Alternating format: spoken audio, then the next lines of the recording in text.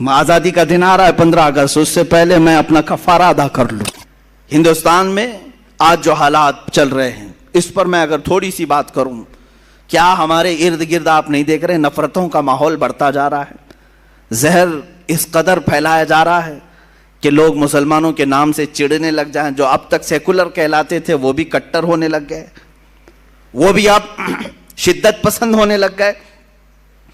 یہاں دغلی پالیسی بہت زیادہ عروج پر ہے، یعنی اپنوں کے لیے الگ قانون، ہمارے لیے الگ قانون، تمہارے لیے الگ سسٹم، ہمارے لیے الگ سسٹم. یہ سب چیزیں آج دیکھنے کو مل رہی ہیں. اتر پردیش کے ایک چھوٹے سے گاؤں میں 2-4 دن قبل کی نیوز کہ تقریباً 18 یا 19 لوگ دھرم پریورتن کرتے ہیں، یعنی مسلمان اپنا دین چھوڑ کر کے ہندو دھرم کو اپناتے ہیں. نیوز میں یہ سب باتیں آئی، پھیل گئی، ویڈیو بھی بنائی گئی ان کی. وہ ہون کرتے ہوئے، وہ پوجا پاٹ کرتے ہوئے اپنا دھرم پہلے والا چھوڑ کر کے دوسرے دھرم کو اختیار کر رہے ہیں. جس پنڈت نے ان کو دھرم پریورتن کروایا اس نے انٹرویو بھی دیا، ساری چیزیں چل رہی ہیں. وہ کریں تو کوئی مسئلہ نہیں، لیکن اگر کوئی ایک مبلغ اسلام کی سچائیاں پھیلائے تو اس پر NSA لگایا جائے گا. اسے کہا جائے گا کہ یہ باہر کے پیسے لے کر کے لوگوں کو زبردستی دین بدل رہا تھا. یہ دغلی پالیسی ہے. بہرحال مجھے بات یہاں جو عرض کرنی وہ یہ ہے، انہوں نے 18 لوگوں کو یا 19 لوگوں کو جو دھرم پریورتن کرایا، جیسے بھی ہوں، اسلام کسی کے جانے سے نہ رکتا ہے نہ مٹتا ہے. الحمدللہ اسلام کسی ہلکے پھلکے پودے کا نام نہیں ہے. یہ اس کی جڑیں تحت الثری میں، اس کی شاخیں اوج ثریا پر ہیں. پوری کائنات مل کر کے اسلام کو ہلا نہیں سکے گی. یہ الحمدللہ میرا کیا، یہ رب ذوالجلال کا چیلنج ہے، اللہ رب العزت کا یہ دستور ہے. اس کا کچھ نہیں ہونے والا ہے. جو آ رہے ٹھیک ہے، تمہاری نجات ہے، جو جا رہا ہے تمہارے لیے جہنم ہے. میں سوال یہ کرتا ہوں، وہ 18-19 لوگ جو 3 پریوار کے تھے وہ دھرم پریورتن کر کے جو چلے گئے، اس کی وجہ کیا بنی، کیوں ایسا ہوا؟ میں نے معلوم کیا وہاں کے مقامی لوگوں سے. ایک مولوی صاحب تھے، انہوں نے یہ میسج کیا کہ جس گاؤں کے لوگ ہیں وہاں تقریباً 10,000 مسلمانوں کی آبادی ہے. جہاں یہ لوگ بدل گئے 10,000 مسلمانوں کی. کہا اتنے سارے مسلمان ہیں ایسے علاقے میں رہتے ہوئے پھر بھی ان کو ایسا کیا ہو گیا؟ کہا کہ یہاں کے حالات ایسے ہیں کہ اگر آپ اس گاؤں میں آئیں گے تو فجر کی نماز میں 4 لوگ ملیں گے، مغرب کی نماز میں 10 سے 15 لوگ، 20 لوگ ملیں گے 10,000 کی آبادی میں. اے میرے عزیزو، کیا یہی محبت مصطفیٰ ہے جو تم نے ان اعمال کو ٹھکرا دیا اور صرف محفلوں میں، مجمعوں میں، جلسوں میں پکارتے رہ گئے؟ جب تک تم رسول پاک صلی اللہ تعالیٰ علیہ وسلم کی زندگی پاک کو عملی طور پر اپنی زندگی میں لا کر دوسروں کی زندگی میں لانے کی کوشش نہیں کرو گے، شب خون مارے جائیں گے. اسی طرح سے تمہارے گھروں پر چھید کیے جائیں گے، اسی طرح سے تمہارے قلعوں کو کاٹ کر کے اندر سے لوگوں کو لے جایا جائے گا. یہ کب تک ہوتا رہے گا؟ جب تک تم گہری نیند سو رہے ہو. میری دعوت صرف اتنی ہے کہ رسول پاک صلی اللہ تعالیٰ علیہ وسلم کل بروز قیامت اگر پوچھیں تم سے، تو میرا امتی ہے، تو میرا چاہنے والا ہے، تو مجھ سے محبت کرتا ہے، بتا میری محبت کتنوں کے سینے میں تو نے ڈالی؟ ہوتا تو یہی ہے، ہر شخص اپنے محبوب کا تذکرہ کھل کر کے کرتا ہے. آپ جہاں بیٹھتے ہیں اپنے محبت کرنے والوں کے تذکرے کرتے رہتے ہیں، دوسروں کو بھی منواتے رہتے ہیں. ارے یہاں حالات تو ایسے ہیں کہ تمہارے پیر کو میں نہ مانوں تو مجھے باہر کرتے ہو، میرے پیر کو تم نہ مانو ہمارے ادھر کے لوگ باہر کرتے ہیں. ہم پیروں کے لیے تو اتنی بات رکھتے ہیں اور حضور پاک کے لیے کیوں نہیں؟ رسول محترم صلی اللہ تعالیٰ علیہ وسلم کے لیے یہ احساس کیوں نہیں ہے کہ میں اپنے نبی کونین صلی اللہ علیہ وسلم سے بے پناہ محبت کرتا ہوں؟ تو سیکنڈری میرے اوپر ذمہ داری یہی آتی ہے کہ میں دوسروں کو بھی اس طرح محبت میں تڑپتا ہوا دیکھوں، ان کے سینوں میں بھی محبت مصطفیٰ کو دیکھوں. اس تبلیغ کو جب چھوڑ دیا تب یہ حالات ایسے آ گئے ہیں. شاعر نے سچ کہا ہے، دیوار کیا گری میرے خستہ مکان کی، لوگوں نے آنے جانے کا راستہ بنا لیا. ہوتا ایسے ہی ہے.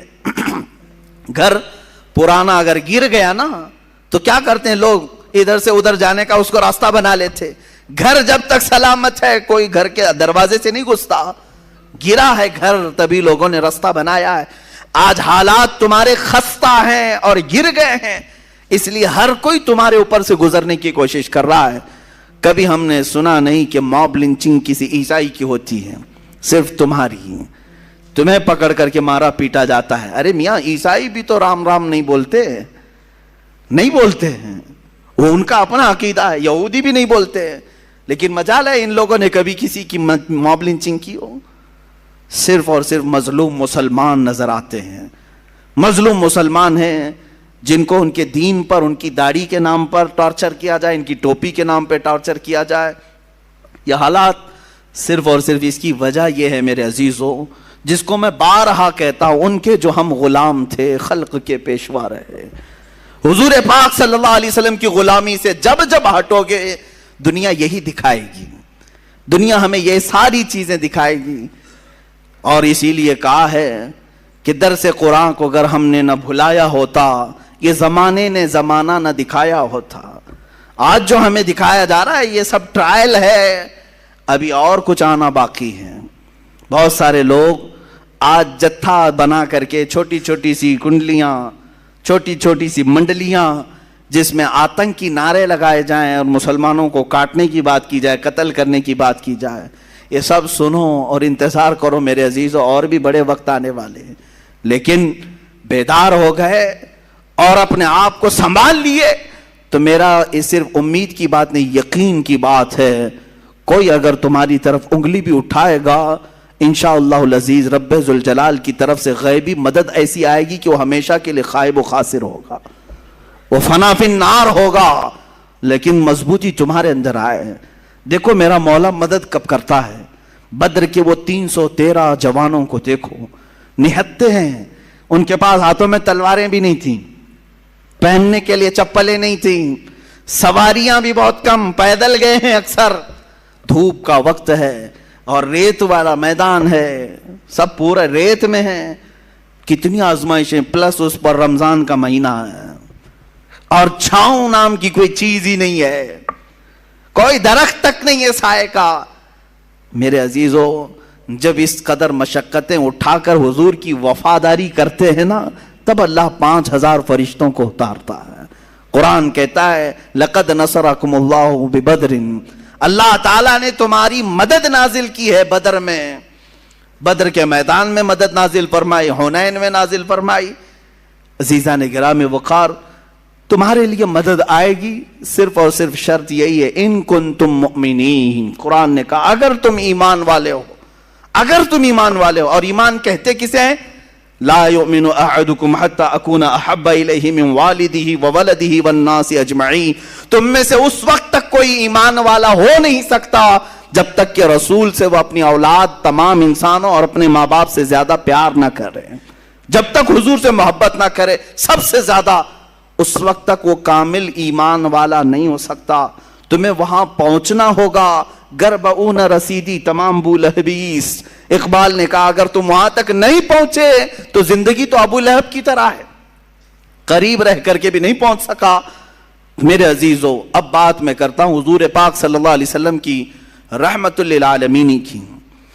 مجھے کبھی کبھار غم بھی ہوتا ہے اس بات کا، دکھ بھی ہوتا ہے کہ ہم جس زمانے میں جی رہے ہیں آج بھی اس رسول پر ظلم کیا جا رہا ہے، اس رسول پروردگار، رسول رحمت للعالمین، حضور پاک صلی اللہ تعالی علیہ وسلم، جو اپنی زندگی پاک میں بھی مشقتیں اٹھاتے رہے، جس رسول کو طائف والوں نے پتھر مارے تھے یا حضور اکرم صلی اللہ علیہ وسلم پر مشقتیں ڈھائی تھیں، اس رسول پاک کو 1400 سال گزرنے کے بعد آج بھی ہندوستان کی سرزمین سے گالیوں کی بوچھار ہو رہی ہے، آج بھی ظلم کیا جا رہا ہے، پھر بھی دنیا یہ کہتی ہے کہ یہ دہشت گرد ہے۔ آج تم نے جتنی گالیاں میرے نبی کو دیں، میں سمجھتا ہوں کسی بھی دھرم کی مقدس شخصیت کو اتنی باتیں نہیں کہی گئی ہوں گی، کسی بھی نہیں۔ مجھے بتاؤ یہودیوں کی جو مقدس شخصیات ہے ان سے کون چھیڑ چھاڑ کرتا ہے؟ نہ ہم نے آج تک گالی دی، دوسرے بھی نہیں۔ عیسائی اور یہودی لڑتے رہتے تھے، الگ بات ہے، عیسائی جن کو مقدس مانتے ہیں ان کو کون گالیاں دیتا ہے؟ پلس ہندو جن کو مقدس مانتے ہیں، ہم کہاں انہیں گالیاں دیتے ہیں؟ لیکن ایک مظلوم شخصیت ہے رسول مختار صلی اللہ علیہ وسلم کی، آج بھی دنیا اپنے نشانے پر رکھی ہوئی ہے. کارٹون بنانا ہے انہیں کوئی دوسرا نہیں ملتا, رسول کی ذات ملتی ہے. انہیں مسخرہ کرنا ہے, جوک بنانا ہے, حضور کی ذات ملتی ہے. انہیں گالیاں بھپکیاں دینا ہے, حضور کی ذات ملتی ہے. آج کتنے کمزور ہو گئے یہ کروڑوں مسلمان, کتنے کمزور ہو گئے کروڑوں مسلمان. وہ عروہ بن مسعود کی بات مجھے یاد آتی ہے, جس کو قاصد بنا کر کے لوگوں نے بھیجا تھا کہ جاؤ دیکھاؤ محمد نے کتنی طاقت جمع کی. عروہ بن مسعود یہ قاصد بن کر کے آئے تھے دشمنوں کی طرف سے, اور حضور صلی اللہ علیہ وسلم کی طاقت دیکھنے آئے تھے کہ یہ للکارتے ہیں کیسر و کسرا کو بھی, سپر پاور کو بھی, ہے کتنی ان کے پاس طاقت. کیا دیکھا تھا انہوں نے, کیا دیکھا تھا؟ جنگی ہتھیار دیکھا تھا حضور کے ساتھ, صحابہ کے ساتھ بہت بڑے ہتھیار دیکھے تھے؟ نہیں, بلکہ وہ کہتے ہیں میں نے دیکھا مغرب کی اذان ہوئی, محمد صلی اللہ علیہ وسلم وضو کے لیے نکلے ہیں, وضو کا پانی لایا گیا, وضو جیسی کرنے لگے صحابہ ارد گرد ایسے جمع ہو گئے اتنی بڑی تعداد میں. وہ محمد صلی اللہ علیہ وسلم وضو کے لیے ہاتھ دھوتے ہیں, کلی کرتے ہیں, ناک میں پانی چڑھاتے ہیں, چہرہ دھوتے ہیں.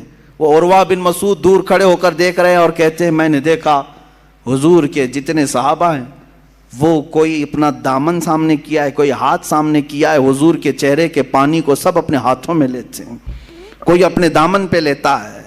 ایک قطرہ بھی حضور کے وضو کا نیچے گرنے نہیں دیا صحابہ نے, یا تو اپنے دامن پر لیا یا ہاتھوں پر لیا اور چہرے پر مل لیا. جو پانی جس کو زیادہ ملا وہ اپنا پی لیا. حضور پاک صلی اللہ علیہ وسلم کا لعاب پاک بھی اگر کلی میں نکلا ہے صحابہ نے پی لیا. عروہ بن مسعود یہی دیکھ کر واپس گئے اور اپنے گرو گھنٹالوں سے کہا کہ چھوڑ دو محمد سے لڑنے کی بات. کہا کیا ہے ان کے پاس ہتھیار؟ کہا ہتھیار تو میں نے بہت نہیں دیکھا لیکن دیوانوں کی ایک فوج دیکھا ہے, ان کی تعظیم ایسے کرتے ہیں, کیسر و کسرا کے دربار میں بھی میں نے ایسی تعظیم نہیں دیکھا. ارے وہ دیوانے ایسے ہیں محمد صلی اللہ علیہ وسلم کے وضو کے قطرے کو بھی گرنے نہیں دیتے, ان کے ناک کا پانی, ان کی کلی کا پانی, ان کے جسم کا پانی اپنے بدن پر لیتے ہیں, ہاتھوں پر لیتے ہیں, چہرے پر مل لیتے ہیں. یہ قوم کب رسول کا خون گرنے دے گی؟ وہ قوم جو وضو کے قطرے کو گرنے نہیں دیتی وہ خون کا قطرہ کہاں سے گرنے دے گی؟ اس لیے چھوڑ دو. میرے عزیزو, دنیا کی طاقتیں اگر ان کے اندر ہلچل مچی ہے اور ان کے اندر لرزہ طاری ہوا تھا تو صرف صحابہ کی یہ دیوانگی کو دیکھ کر, میرے آقا پر وارفتگی کو دیکھ کر کہ یہ ایسے ہیں, یہ جان دینے سے بھی کتراتے نہیں ہیں, اس لیے اس قوم سے لڑنے کا چھوڑ دو. قیصر و کسرا جیسے بڑے سپر پاور ڈر گئے تھے تو صرف صحابہ کی اس وارفتگی کو دیکھ کر کہ یہ حضور کے وضو کا قطرہ گرنے نہیں دیتے.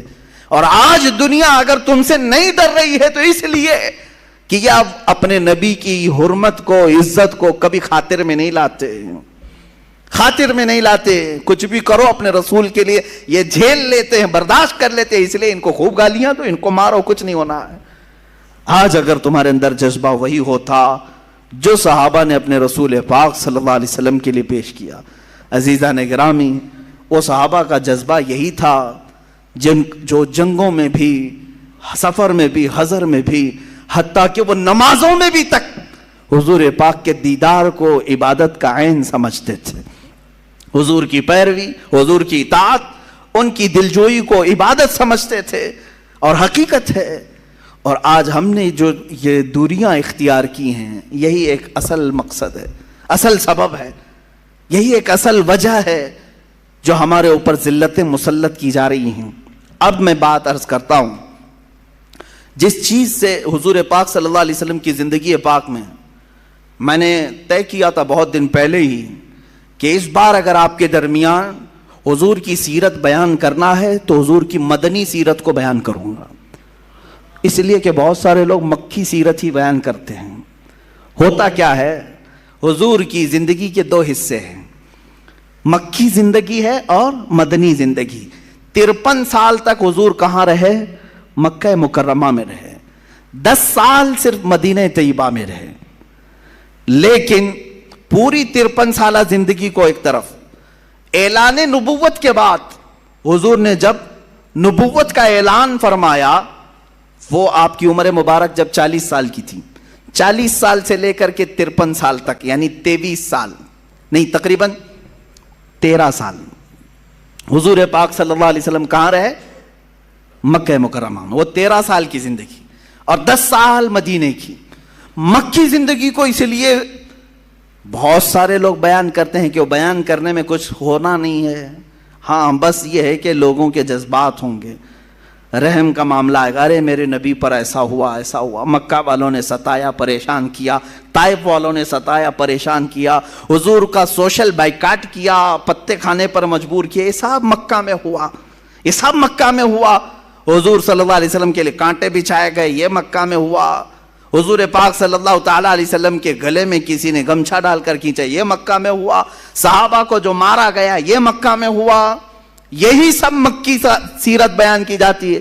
میرے عزیزوں، مدنی سیرت بھی بیان کی جائے، جہاں رسول پاک صلی اللہ تعالیٰ علیہ وسلم نے اسلامی سلطنت کو اسٹیبلش کیا، قائم کیا، اور پھر صحابہ رضوان اللہ تعالیٰ علیہ مجمعین جو وہاں سے نکلے تو پوری دنیا میں سمندر کی طرح پھیلتے چلے گئے. وہ مدنی زندگی تھی. مدنی زندگی حضور پاک صلی اللہ تعالیٰ علیہ وسلم کی غزوات سے بھری ہوئی ہے. غزوات کس کو کہتے ہیں؟ جنگوں کو. اب میں آتا ہوں اصل بات پر، جس لفظ کو بہت سارے لوگ سننا نہیں چاہتے، ہم وہ سنانا ضرور چاہتے ہیں. وہ ہے رسول پاک کی جہاد کی زندگی. میرے آقا صلی اللہ تعالیٰ علیہ وسلم نے جہاد کیا ہے کہ نہیں کیا ہے؟ کیا ہے. پھر حضور نے جو کیا اس لفظ کو بولنے سے آج ڈرو گے؟ پھر کہو سب کو کہ اگر لفظ جہاد سخت ہے تو پھر مجھے میرے نبی کی آدھی سیرت چھوڑنی پڑ جائے گی. میں ہر چیز چھوڑ سکتا ہوں، میرے نبی کی زندگی کا ایک گوشہ بھی نہیں چھوڑ سکتا. جو جان مانگو تو جان دے دیں، جو مال مانگو تو مال دے دیں، مگر یہ ہم سے کبھی نہ ہوگا، نبی کا جاہو جلال دیتے ہیں. ہم اس میں کمپرومائز نہیں کریں گے. حضور کی زندگی سے لفظ جہاد نکالو گے، نہیں نہیں نہیں، جہاد پہ مت بولیے آپ. یہ جہاد وغیرہ پہ بولیں گے تو آپ کو آتنکوادی بنا دیں گے. ایسے آتنکوادی بنے تو کوئی فرق بھی نہیں پڑتا، کوئی فرق بھی نہیں پڑتا.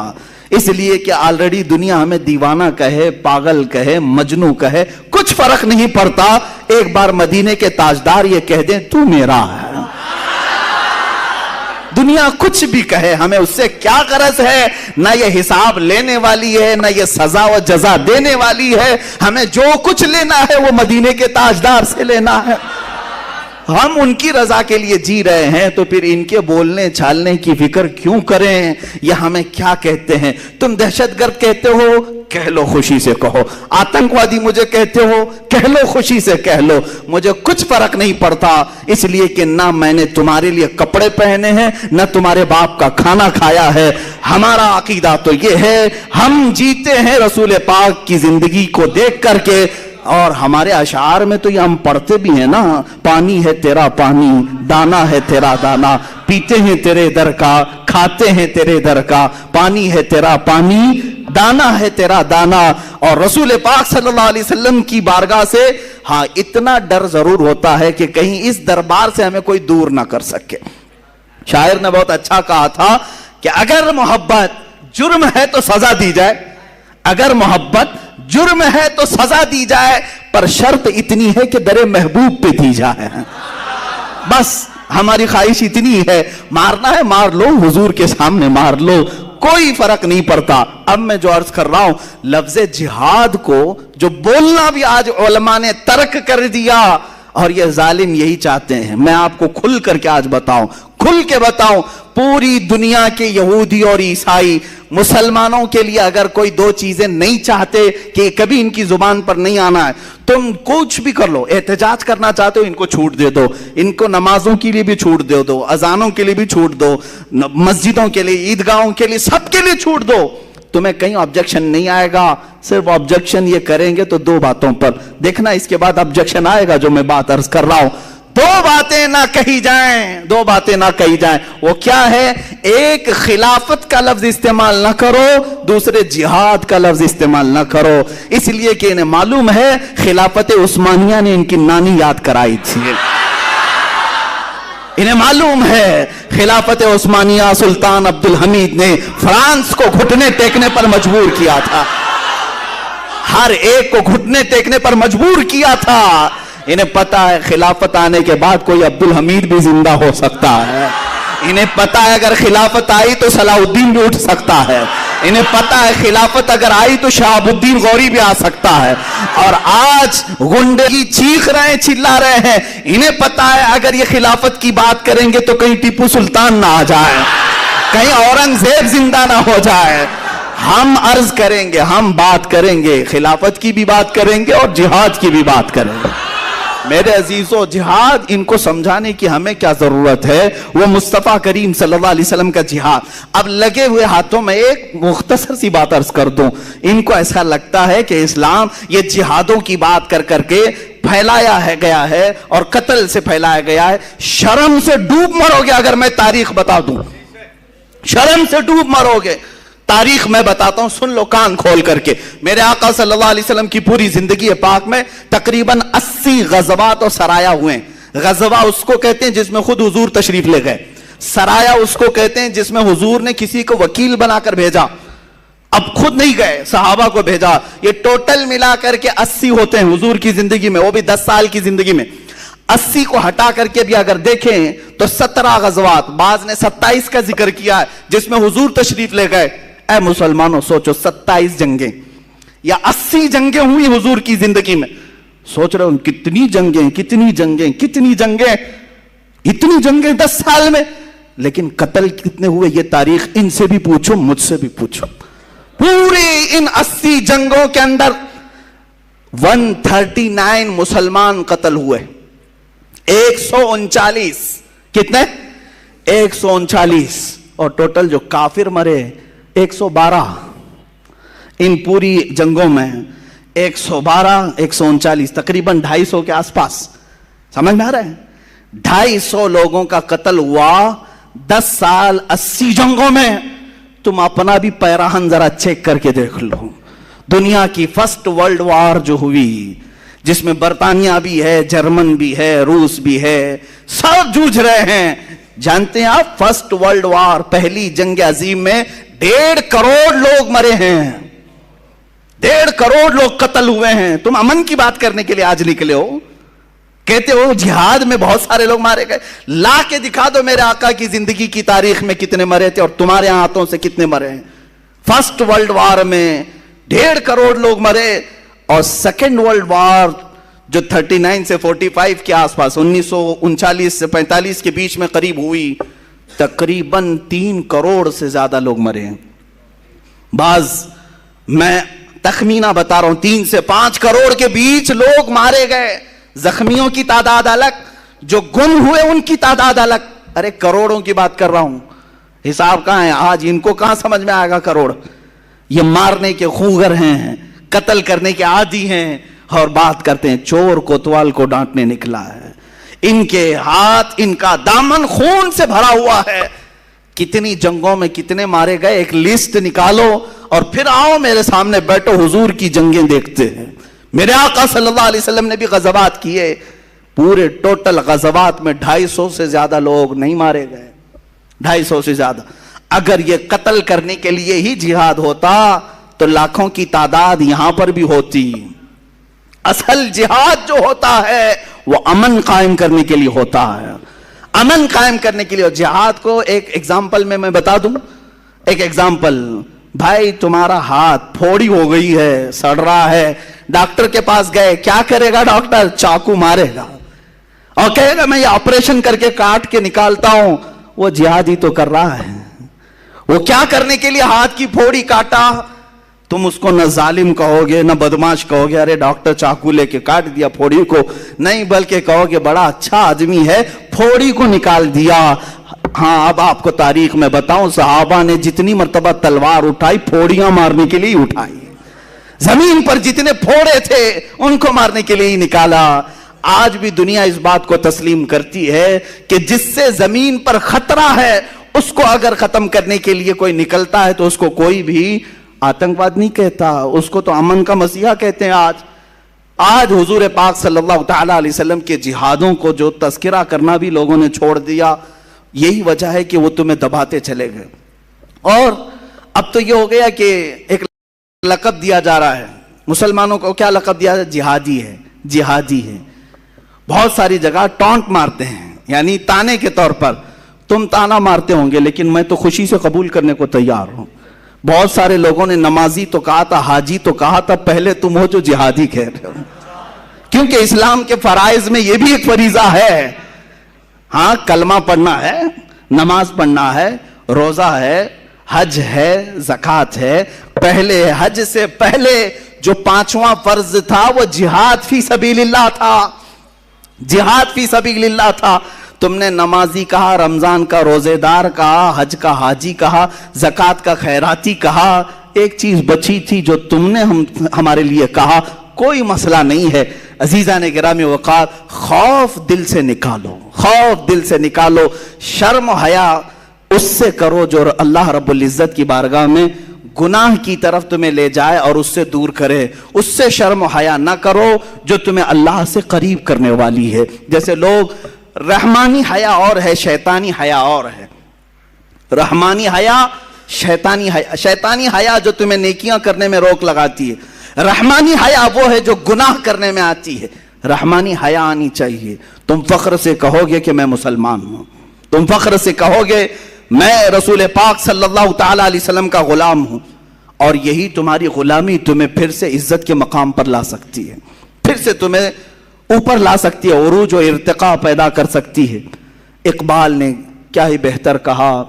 انہوں نے زندگی بھر یورپ کے دورے، جرمن کے دورے، بہت ساری جگہوں پر دیکھا، اور واپس آ کر کے اپنی قوم کو جو میسج دیا وہ یہی تھا کہ محمد سے وفا تو نے تو ہم تیرے. علاج تمہارا یہی ہے، علاج تمہارا یہی ہے کہ محمد عربی صلی اللہ علیہ وسلم سے وفا کرو.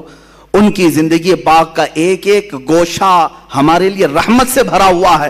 اگر رسول پاک کے ہم روزے بیان کرتے ہیں، رسول پاک کی اگر ہم نمازیں بیان کرتے ہیں، رسول پاک کا امت کے رونا ہم بیان کرتے ہیں، رسول پاک کی عطائیں ہم بیان کرتے ہیں، رسول پاک صلی اللہ علیہ وسلم کا محبت سے لوگوں سے ملنا جلنا بیان کرتے ہیں، تو رسول پاک کا جہاد بیان کرنے میں کیا دقت ہے، کیا حرج ہے؟ اے میرے عزیزو، رسول کریم صلی اللہ تعالیٰ علیہ وسلم نے جتنے جہاد اور غزوات میں شرکت فرمائی، آج بھی درد ہوگا کچھ لوگوں کو، تکلیف ہوگی. یہ اس لیے تکلیف ہوگی، میں آپ کو بتاؤں، بہت دنوں تک جب بیماری چڑھ جاتی ہے، کینسر جلدی جاتا نہیں، کیمو تھراپی کرنی پڑتی ہے، اور کیمو میں بہت درد ہوتا ہے. بہت سارے لوگوں نے ذہنوں پر یہ بات ڈال رکھی ہے کہ اچانک تبدیلی کی یہ بات کیسے آئے گی، کیسے ہم یہ کہیں گے آپ حضور پاک صلی اللہ علیہ وسلم کی جہاد. لفظ بدلتے ہیں، کچھ چھپا کر کے دوسرا کرتے ہیں. عزیزان گرامی، بات یہ جو کمپرومائز کی آ رہی ہے، حضور کی سیرت چھوڑ رہے ہو تم، حضور کو بیان کرنا چھوڑ رہے ہو تم. ابھی ایک گاؤں میں گیا تھا، وہاں پر ایک صاحب کان میں بولنے لگے، حضرت سب لوگ آپ کو سننے کے لیے آئے ہیں، آدھا گھنٹہ 1 گھنٹہ آپ کچھ بولیں، لیکن ایک میری ریکویسٹ ہے حضرت، یہ شہادت پہ مت بیان کیجئے، شہادت وغیرہ پہ مت بیان کیجئے. کہا کیوں؟ کہا نہیں، وہ لوگ پھر یہ سمجھیں گے کہ آپ سب کو جنگ میں لے کے چلے جائیں گے. یعنی ایسی سوچ بنی ہوئی ہے. کیا میں جنگ میں لے جانے کی بات کر رہا ہوں؟ اے میرے عزیزو، میں ان صاحب سے کہا اچھا امام حسین کی شہادت بیان کروں یا نہیں کروں؟ انہوں نے کہا نہیں، وہ تو چلتا ہے، وہ تو سننا ہی ہے ہم کو. میں کہا تم کیا خاک سنو گے؟ کربلا کی باتیں سنتے سنتے تم بزدلوں کی یہ بات ہی نہیں ہے کہ کربلا کو سنو. امام حسین کی شہادت تو سنتے ہو رو رو کر کے، لیکن اپنے گھر میں کسی حسین کو پیدا ہونے کی تمنا بھی نہیں کرتے. اس وقت تمہارے بچے حسین اعظم کے کردار کو اپنائیں گے جس دن تم اپنے بچوں کو یہ بیان کرو گے ایک طرف 82 لوگ تھے، ایک طرف 22,000 تھے، تب بھی ڈٹ کر کے اگر کوئی بول رہا تھا وہ رسول کا نواسہ بول رہا تھا. یہ کردار بتاؤ نا، یہ کردار بتاؤ. خالی یہ بتاتے ہو کہ مارے گئے، ان کے بچے توڑے گئے، کاٹے گئے. ارے یہ بتاؤ کہ 22,000 کے سامنے ڈٹ کر جو بول رہا تھا وہ حسینی کردار. آج ضرورت ہے قوم کو، آج ضرورت ہے. عاشقان مصطفیٰ کبھی نہ تعداد دیکھتے ہیں نہ طاقت دیکھتے ہیں. صدیق اکبر جیسا کوئی ہو جو 50,000 کے مجمع میں بھی جا کر کے یہودی کو گستاخی خدا پر تھپڑ थप्पड़ रसीद कर सकते हैं और उन्हें खौफ नहीं इस बात का कि 50,000 लोग मुझे मारेंगे, नहीं, बल्कि यहूदियों के मजमे में उसको पकड़ लिया कि तू मेरे रब की शान में कैसे गुस्ताखी कर रहा है। उसने मारा नहीं, हुजूर की बारगाह में उनको पकड़ कर के लाया और कहा कि अबू बकर को कैसे तुमने परवरिश किया, तरबियत किया, ये तो मुझे थप्पड़ रसीद किया सारे लोगों के सामने। यहूदियों का आलिम शिकायत लेकर आया, हुजूर ने पूछा अबू बकर कैसे तुमने मार दिया इतने बड़े मजमे में? कहा ऐ अल्लाह के नबी, ये रब की शान में गुस्ताखी कर रहा था, ये कह रहा था मुसलमानों का खुदा गरीब है, मुसलमानों से कर्जा लेता है। उस यहूदी ने इनकार कर दिया, नहीं नहीं नहीं, मैं ऐसा नहीं कह रहा था, ये झूठ बोल रहे हैं, मैं तो कह रहा था खुदा बड़ा गनी है, मुसलमान फकीर हैं, मैं खुदा की शान बयान कर रहा था। बदल दिया और उस झूठे की गवाही में सारे यहूदी झूठे भी खड़े हो गए। सब कहने लगे हाँ हमारे आलिम साहब तो ऐसे ही कह रहे थे, ऐसे ही कह रहे थे। जब एक झूठा खड़ा होता है तो उसके साथ बहुत सारे झूठे भी खड़े होते, जो कह रहा है वो सब सही कह रहा है। जैसे आज हम अपने मुल्क में देख रहे हैं, एक पागल बोलता रहता है और बहुत सारे अंतभक्त कहते हैं सब सही कह रहा है, सब सही कह रहा है। अरे ये तुम्हें चूहा बना दे तो भी सही है, कुत्ता बना दे तो भी सही है, गधा बनाए तो भी सही है। खैर यहूदियों की यही सिफत थी, सब झूठी गवाही दी है। हुजूर ने फरमाया अबू बकर तुम्हारे पास भी कोई गवाह है कि तुमने गुस्ताखी खुदा सुना और मारा? कहा मैं अकेला था, कोई नहीं है।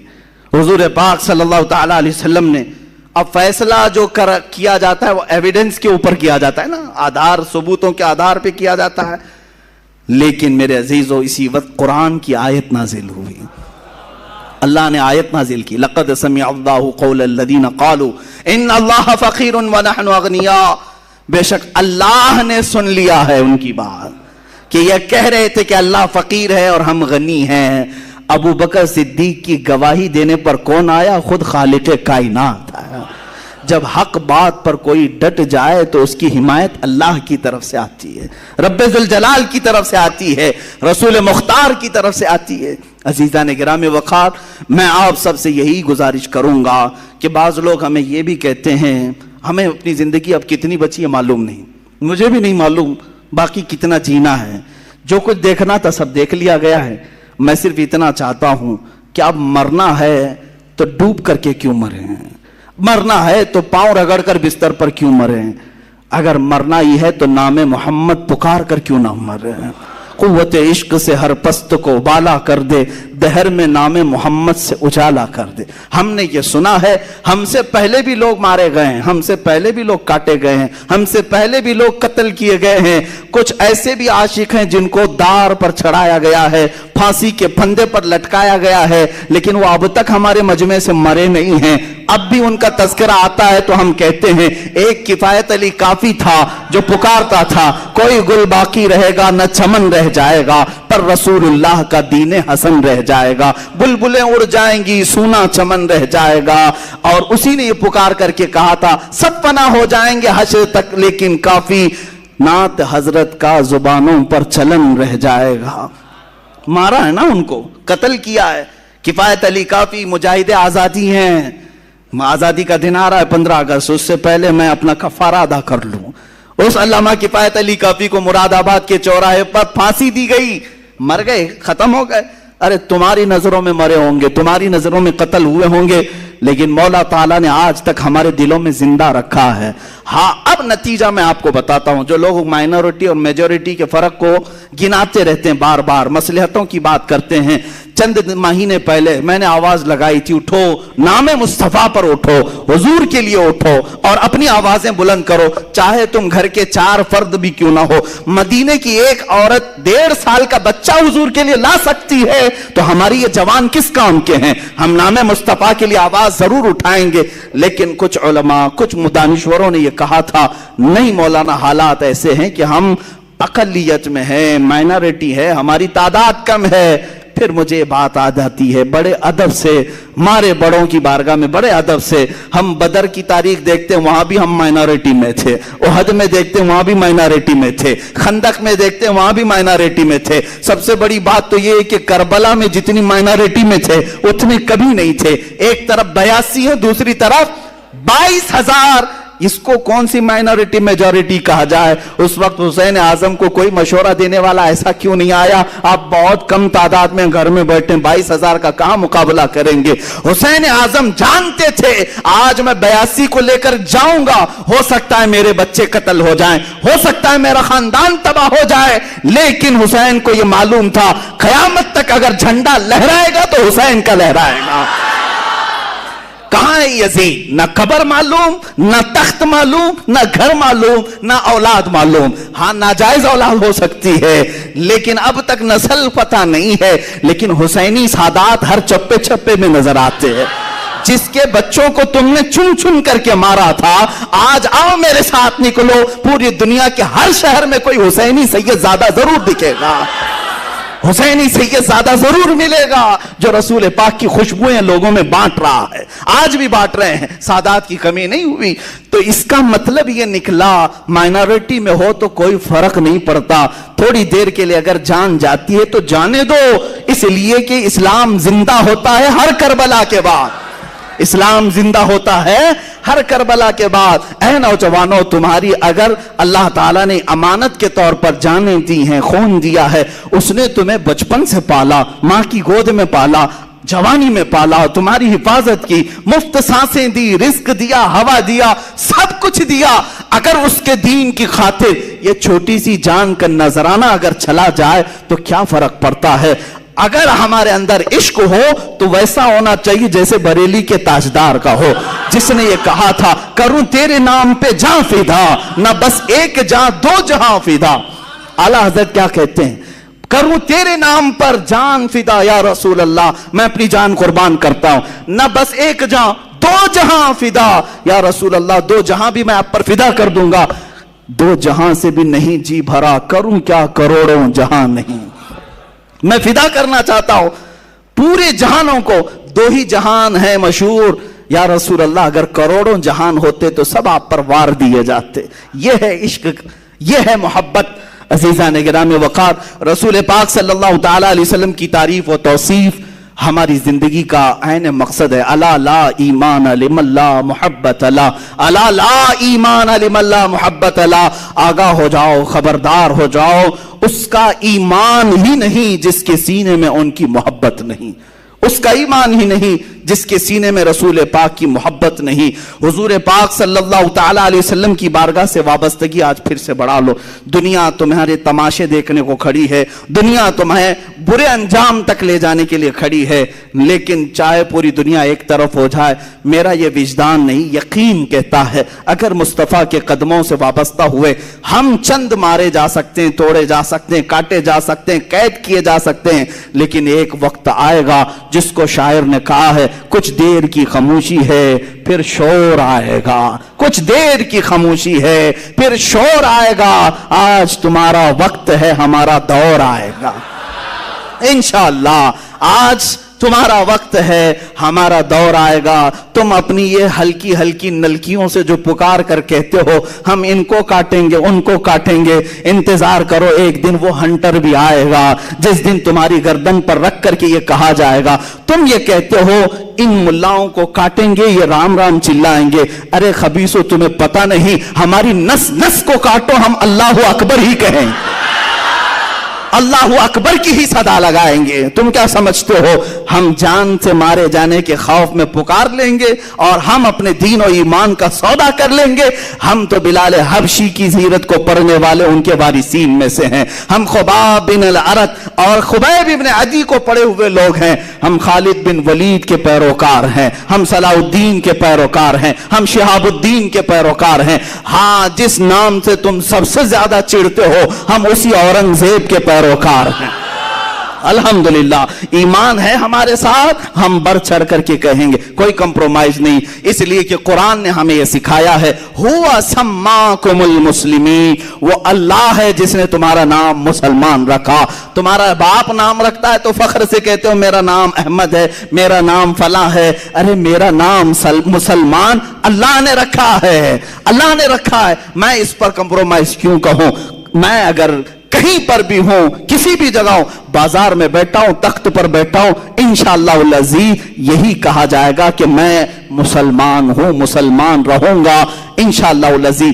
عزیزان گرامی, آخر میں مصطفیٰ کریم صلی اللہ علیہ وسلم کے دربار سے جوڑتے ہوئے دو چند نصیحتیں ضرور عرض کر جاتا ہوں. حالات اب ایسے نہیں ہیں کہ میں لمبی لمبی تقریریں آپ کے سامنے کروں, مختصر چیزوں میں تمہیں اشاروں میں سمجھا دوں. جن دو باتوں کا تذکرہ میں نے کیا, یہ جس سے انہیں سخت نفرت ہے, ان چیزوں کی طرف تم لوٹ آؤ. میرا یہ یقین ہے, اللہ کے نبی کا قول سنو. دوسروں کی باتیں جھوٹی ہو سکتی ہیں مگر میرے نبی کا فرمان نہیں, جھوٹا نہیں ہو سکتا. اذا ترکتم الجہاد, حضور پاک صلی اللہ علیہ وسلم فرماتے, ورضیتم بالزرع, جب تم جہاد کو ترک کر چکے ہو اور کھیتی باڑی میں مصروف ہو گئے, حضور پاک صلی اللہ علیہ وسلم فرماتے ہیں, صلت اللہ علیکم ذلتن, اللہ تعالیٰ تم پر ایسی ذلت طاری کر دے گا کہ وہ ہٹے گی نہیں. پھر پوچھا گیا کب یہ ذلت جائے گی؟ میرے آقا فرماتے ہیں, اس چیز پر واپس آ جاؤ جس چیز کو تم چھوڑ کے نکلے تھے, وہیں واپس آ جاؤ. ہاں ایک بات یاد رکھیں, جب ہمارے ہاتھ میں لکڑی تھی ہم پہاڑ چڑھ رہے تھے. ایک پہاڑ ایسا ہے جہاں پر بندر بہت پریشان کرتے ہیں, بہت پریشان, لکڑی لے کر کے جاتے ہیں. حاجی ملنگ کا پہاڑ ہے, بہت سارے لوگ جب زیارت کے لیے جاتے ہیں تو لکڑی لے کے جاتے ہیں. سفر کا اتفاق ہوا, لکڑی چھوٹ گئی, بندر پریشان کرتے ہیں ادھر ادھر سے, اور کوئی تھیلی کھینچ رہا ہے, کوئی ادھر آ رہا ہے, بہت سخت قسم کے بندر ہے. پھر لوگوں نے کہا کہ نہیں یہ رہنا ضروری ہے. کہا وہاں نیچے چھوٹی ہے, کہا چلتے ہیں واپس لے کے آئے, نہیں تو پورا سفر یہ ستائیں گے. واپس جا کر کے لانا پڑا, اور جب ٹیک ٹیک کر کے چڑھتے تھے تو بندر ویسے ہی دور رہتے تھے. یہ ہم نے اس دن سیکھا کہ جب تک ہماری اصل چیز ہمارے پاس نہیں آتی یہ بندر بہت پریشان کرتے ہیں.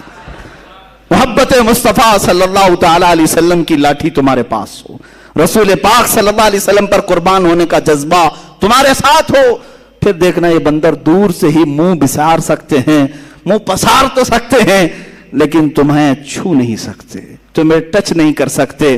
ہاں اتنی بات ہے کہ میں نے اپنی زندگی میں بہت کچھ نہیں دیکھا, بہت کچھ, لیکن چند چیزیں ہمیں حالات نے سمجھا دیا. پہلے اتنا یقین ہو سکتا ہے کمزور ہو, لیکن اب یقین کا درجہ بڑھتا چلا جاتا ہے. چند مہینوں سے ہمارے پیچھے ہر طاقت لگا دی گئی جانچ پڑتال کے لیے, ڈھونڈو اس کے پیچھے کون کون سی طاقتیں ہیں. میرے پیچھے کہاں سے کہاں چیکنگ کرائی گئی, کچھ اپنے لوگ بھی پیچھے پڑے ہیں, کچھ ان کے بھی پیچھے پڑے ہیں. ہر طرح کے لوگ اوپر سے لے کر نیچے تک اسکوٹنی کے لیے ٹیم بنا کر بھیجے. دیکھو اس کے پیچھے کتنی پراپرٹی ہے, کتنی جائیداد ہے, کون کون بیکنگ کرتا ہے, کتنے سیٹ لوگ ساتھ میں ہے, کتنے نیتا لوگ ساتھ میں ہے. 3 مہینے ہو گئے, اب تک کچھ نہیں ملا. اور اس کے بعد جس صاحب نے مجھے میسج دیا تھا کہ مفتی صاحب یہ سب چیکنگ چل رہی ہے, کون کون بیکنگ کرتا ہے اس کو اٹھایا جائے گا, ہم نے کہا جاؤ انہیں بھی میسج دے دو. پوری زندگی تم ناک رگڑ لو گے, نہیں ملے گا تمہیں.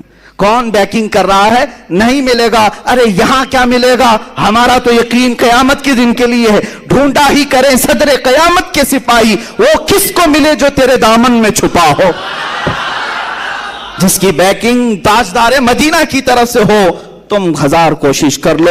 میرے مرشد نے یہ ہمیں درس دیا تھا, مجھے کیا فکر ہو اختر, میرے یاور ہے وہ یاور. مجھے کیا فکر ہو اختر, میرے یاور ہے وہ یاور. بلاؤں کو جو خود گرفتار بلا کر دیں. اور ان کے دادا امام اہل سنت فاضل بریلوی نے ہم سب کو یہ میسج دیا تھا, خوف نہ رکھ رضا ذرا, تو ہے عبد مصطفیٰ. خوف نہ رکھ رضا ذرا, تو ہے عبد مصطفیٰ. عبد مصطفیٰ کس کو کہتے ہیں؟ غلام رسول کو کہتے ہیں. جب تو کہہ رہا ہے میں مصطفیٰ کا غلام ہو, نبی کا غلام ہو, نبی کا غلام جو ہوتا ہے وہ جنگلوں کے شیروں سے بھی نہیں ڈرتا, ان کتوں سے کیسے ڈرے گا؟ اعلیٰ حضرت فرماتے ہیں خوف نہ رکھ رضا ذرا, تو ہے عبد مصطفیٰ, تیرے لیے امان ہے, تیرے لیے امان ہے. لیکن رضا نے ختم سخن اس پہ کر دیا, خالق کا بندہ خلق کا آقا کہوں تجھے. بہت کچھ کہا گیا ہے اے رسول پاک آپ کی بارگاہ میں. جب جبرائیل نے یہ کہہ دیا آفاق ہا گردیدہ ام بسیار خوبہ دیدہ ام, میں نے کائنات کے ہر ذرے کو چھان لیا ہے, ہر زمین کے حصے کو دیکھ لیا اور بہت اچھے اچھوں کو دیکھا، وہ لیکن تو چیزیں دیگری یا رسول اللہ، اے اللہ کے رسول آپ ہی تو ایک الگ ہی چیز ہیں جس کا نہ کوئی مثل ہے نہ کوئی مثیل ہے، ہوتا بھی کیسے؟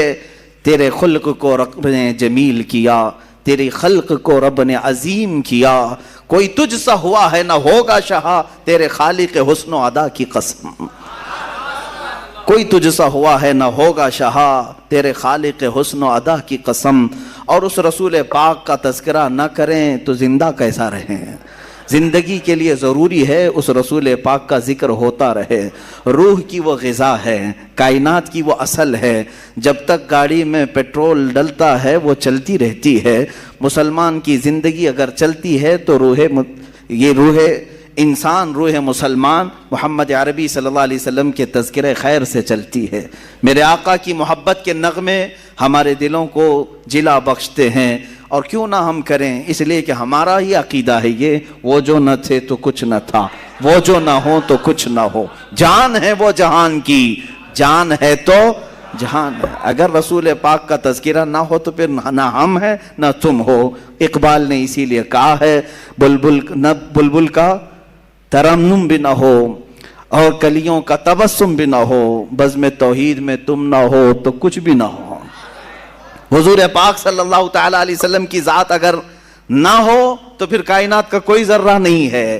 جن چیزوں کو آپ دیکھیں ان میں نور اگر آج ہے تو وہ برکت رسول اللہ کی ہے، اور تمام مداحان رسول نے اپنی اپنی زندگیاں صرف کر دیں، قلم ٹوٹ گئے، سیاہیاں سوکھ گئیں۔ رسول پاک صلی اللہ علیہ وسلم کی بارگاہ میں کبھی سعدی شیرازی نے پکار کر کے کہا، بلغ العلا بکمالہ کشفت دجا بجمالہ حسنت جمیع خصالہ صلو علیہ وآلہ۔ کہیں سے ادیب لائل پوری نے کہا، تیرے عشق کے رنگ میں رنگ جائیں میرے یار۔ یہ تمام اشعار جب عاشق اپنے مدح کرتے ہیں رسول پاک کی، ان کی زبانوں سے نکلتا رہا۔ بریلی کے تاجدار نے بھی کہا، سرور کہوں کہ مالک و مولا کہوں تجھے، باغ خلیل کا گل زیبا کہوں تجھے، اے جان جان میں جس میں، اے جان جان میں جان تجلا کہوں تجھے، حیران ہوں میرے شاہ میں کیا کیا کہوں تجھے۔ میں چند مصرے پڑھ رہا ہوں، پورے اشعار پڑھنے کی عادت بھی نہیں ہے، تھوڑے سے صرف اس لیے کہہ رہا ہوں کہ دنیا بھر کے مداحوں نے میرے آقا کی شان میں قصیدے لکھے اور قلم توڑ دیے اور ان کی سیاہیاں سوکھ گئی۔ بریلی کے تاجدار سے اوپر ہم چلتے ہیں، پھر دیکھتے ہیں کس نے کیا کیا کہا، تو پھر ہمیں ملا بوسیری نے کہا، مولا یا صلی وسلم دائما ابدا علی حبیبک خیر الخلق کلہم هو الحبیب الذی ترجا شفاعته لکل حول من الاحوال مقتہم۔ اس قصیدے میں تو 170 اشعار ایسے ہیں جس میں ہر عضو رسول کی تعریف کر دی، حضور کے سفر کی تعریف الگ، معراج کی تعریف الگ، حضور کی پیدائش کی تعریف الگ، خاندان کی تعریف الگ، معجزات کی تعریف الگ، ساری چیزیں بیان کر دی۔ اخیر میں یوں کہا، یا رب بالمصطفیٰ بلغ مقاصدنا واغفر لنا ما مضى یا واسع الکرم۔ یہی تک نہیں، بوسیری سے اگر ہم آگے بڑھتے ہیں، امام اعظم ابو حنیفہ کی بارگاہ میں پکار کر کے کہتے ہیں، یا سید السادات جئتک قاصدا ارجو رضاک فلا تخیب مقصدی۔ یوں پکار کر کے کہا۔ پھر دیکھا ہم نے اور کہیں فارسی کی زبان میں علامہ عبد الرحمن جامی جیسا نکلتا ہے، کہتا ہے، تنم فرسودہ جاں پارا زِ ہجراں یا رسول اللہ، دلم پژمردہ آوارا زِ عصیاں یا رسول اللہ، چو بازوئے شفاعت را کشائی بر گنہگاراں مکن محروم جامی را دراں یا رسول اللہ۔ یہ تو امتیوں کے احوال تھے۔ پھر ہم آگے بڑھ کر کے دیکھے تو خود صحابی رسول پکار رہے ہیں۔ حسان بن ثابت کہنے لگ گئے، وَأَحْسَنُ مِنْكَ لَمْ تَرَ قَطُّ عَيْنِي وَأَجْمَلُ مِنْكَ لَمْ تَلِدِ النِّسَاءُ خُلِقْتَ مُبَرَّأً مِنْ كُلِّ عَيْبٍ كَأَنَّكَ قَدْ خُلِقْتَ كَمَا تَشَاءُ۔ صحابہ نے بھی کہا، صحابیات نے بھی کہا، تابعین نے کہا، اولیاء نے کہا، صالحین نے کہا، شعراء نے کہا، ارے میاں یہ تو سارے انسانوں نے کہا، اب رب عظیم نے پکار کر کہا، इन्ना आतैनाकल कौसर फसल्लि लिरब्बिका वन्हर। महबूब की शान बयान करता है खुद उनका खालिक, कहता है वद्दुहा वल्लैलि इज़ा सजा वल्लैलि इज़ा यग़शा वमा रमैत इज़ रमैत वलाकिन्नल्लाह रमा।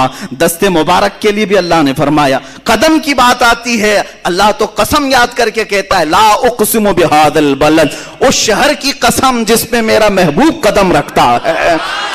खुद रब्बे कदीर ने कुरान पाक में कसीदे बयान किया, इसीलिए शायर ने ये कहा था आगाज से आखिर तक कुरान है नाते मुस्तफा। ये समझ वालों के लिए है, कीड़े निकालने वालों के लिए नहीं है। इश्क की आंखें हो, कुरान पढ़े तो यही कहेगा आगाज से आखिर तक कुरान है नाते मुस्तफा। महबूब के बयान का कैसा अनोखा ढंग है, महबूब के बयान का कैसा अनोखा ढंग है। ये रसूल पाक सल्लल्लाहु ताला अलैहि वसल्लम की अजमत कोढ़ लोगों को नजर नहीं आती। इसीलिए कहा गया है कि आंख वाले तेरे जोबन का तमाशा देखें, आंख वाले तेरे जोबन का तमाशा देखें, दीदा कोर को क्या नजर आए क्या देखे। अबू जहल भी देखता रहा, अबू लहब भी देखता रहा, बुराइयां करते रहे और हुजूर के करीब आते नहीं रहे।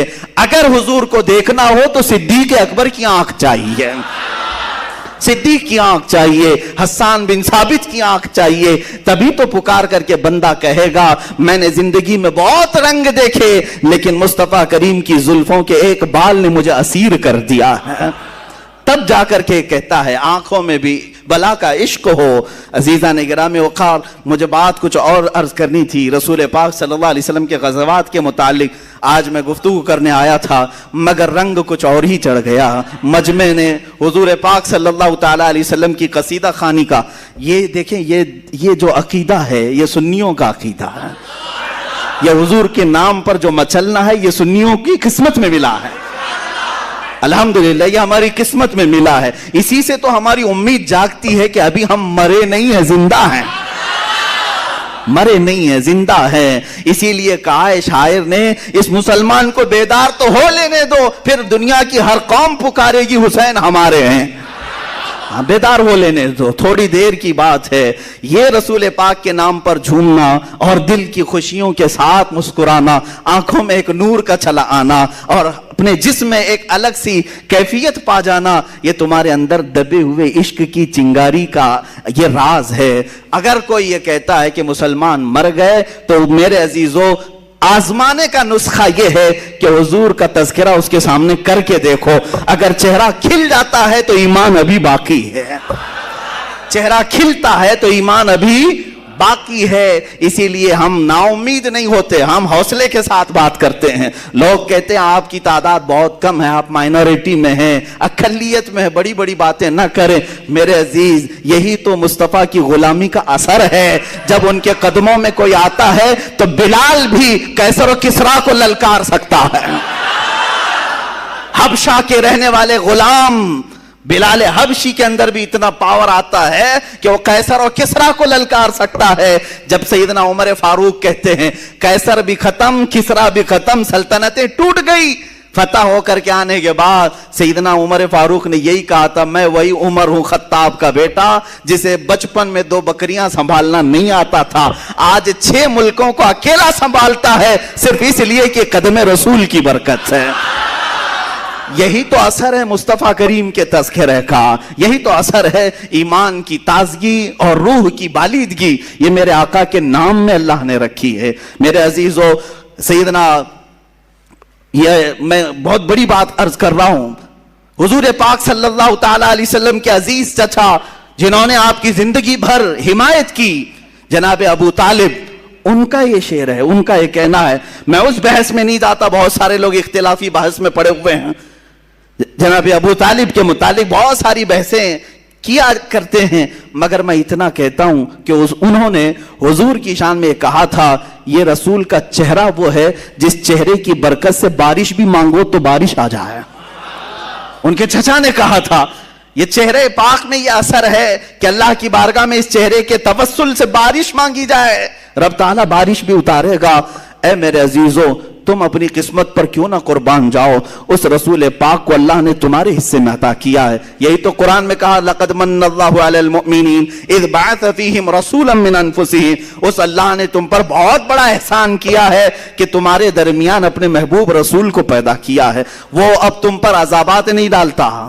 पिछली कौमों की तरह गुनाह आज भी हैं, न पत्थर बरसते, न आग बरसती है, न हवाओं का अजाब, न खिंजीर बनाए जाते हैं, न कुत्ते बनाए जाते हैं, न खिंजीर न बंदर बनाए जाते हैं, कुछ नहीं होते।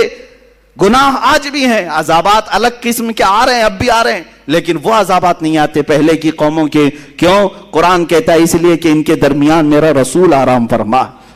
वमा कान अल्लाहु लियुअज़्ज़िबहुम व अंत फीहिम। अल्लाह वो अजाब अब नहीं भेजेगा इसलिए कि तुम्हारे दरमियान मेरा रसूल है। रसूल पाक सल्लल्लाहु ताला अलैहि वसल्लम की बरकत है। मेरे अजीजों, लोग जो ये कहते हैं कम है तादाद में, अकलियत में है, माइनॉरिटी में है, तभी तो मजा है सर चढ़ के बोलने का। ज्यादा है, मेजॉरिटी है, तो तादाद पे भरोसा आ जाता है, असलहे पे भरोसा आ जाता है, घमंड असबाब पर आ जाता है। कम हो और फिर हक बोलो तो अल्लाह पर भरोसा ज्यादा होता है। कम हो और कहीं से कोई ताकत तुम्हारे सपोर्ट में ना हो, फिर बोलो, मजा भी आता है, पीछे रसूल पाक की बैकिंग भी होती है और अल्लाह की इनायतें भी होती है। तुम किस इंतजार में हो? ताकत आए तब बोलेंगे, हुकूमत आए तब बोलेंगे, तब तो तुम अपनी हुकूमत के बलबोते बोलोगे, जैसे आज ये खिंजीर चिल्लाते हैं। वो अपने तख्त के बलबोते बोल रहे हैं, वरना तो इन पाखंडियों की हैसियत क्या है कि ये इस्लाम के खिलाफ बोल सके। तख्त अगर भीख में मिल गया या जाली तरीके से मिल गया तो इस तख्त के जरिए से बोल रहे हैं। कमाल तो उस वक्त है जिसके पास न कोई इलेक्शन की सर्टिफिकेट, न इसके पास कोई दौलत, न मुझ जैसे फकीर के पास कुछ नहीं। अगर मैं बोल सकता हूं तो सिर्फ ये निस्बत रसूल है। अल्हम्दुलिल्लाह, मुसलमान को जो हक बोलने पर कोई चीज आमादा करती है तो वो सियासत, हुकूमत, ताकत नहीं बल्कि मोहब्बत रसूल आमादा करती, हुजूर पाक सल्लल्लाहु ताला अलैहि वसल्लम की मोहब्बत आमादा करती। अजीज़ान गिरामी वक़ार, रसूल पाक सल्लल्लाहु ताला अलैहि वसल्लम का तज़किरा यह हमारी जानों के लिए, हमारी रूहों के लिए बहुत जरूरी है, बहुत जरूरी ग़िज़ा है। आप खुद महसूस करेंगे, ज्यादा दिन तक अगर हुजूर को नहीं सुनोगे तो दिल मुरझाने लगता है, दिल के अंदर कमजोरियां आती हैं, गुनाह की तरफ बढ़ने लग जाता है। जहां इसे मुस्तफा की याद आ जाए फिर उसकी आंखें भीग जाती हैं, पलट आता है, मस्जिदों की तरफ दौड़ता है, अपने नबी की मोहब्बत में कुछ ना कुछ खैरात, सदकात, मीलाद करने लग जाता है। यह हुजूर पाक से दूर जितना जाओगे बेचैनी उतनी बढ़ती जाएगी, बेसुकूनी, बेकरारी उतनी बढ़ती जाएगी। और इसका अंदाजा करो, जितना करीब होते जाओगे, जितने करीब होते जाओगे, वो नूर के उन जहानों का सफर करने लग जाओगे जहां तुम्हारे बराबर का कोई आ नहीं सकता, कोई आ नहीं सकता। हुजूर पाक सल्लल्लाहु ताला अलैहि वसल्लम से कुर्बत का जो सफर है, ऐ नौजवानों, ये खुशकिस्मत लोगों को सफर मिलता है जो सब कुछ छोड़ दिया हो, जैसे सुहैब रूमी की तरह अपने माँ बाप भाई बहन सबको छोड़कर मक्का से निकले थे।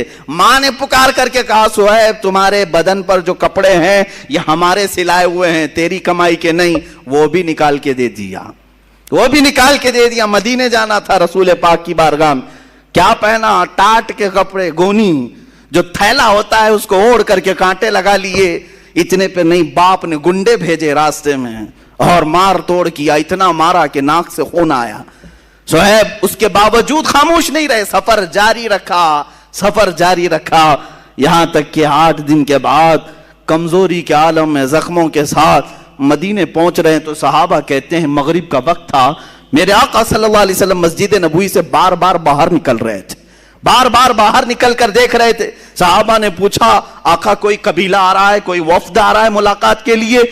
मेरे आका ने फरमाया, नहीं, मेरा एक दीवाना आ रहा है, सबको छोड़ करके आ रहा है, सारी चीजें छोड़ कर आ रहा है। वो गैबदा रसूल इंतजार में थे। जब सुहैब पहुंचे, मेरे आका ने सीने से सीना मिलाया, अपनी चादर मुबारक उठाकर उन्हें पहना दिया।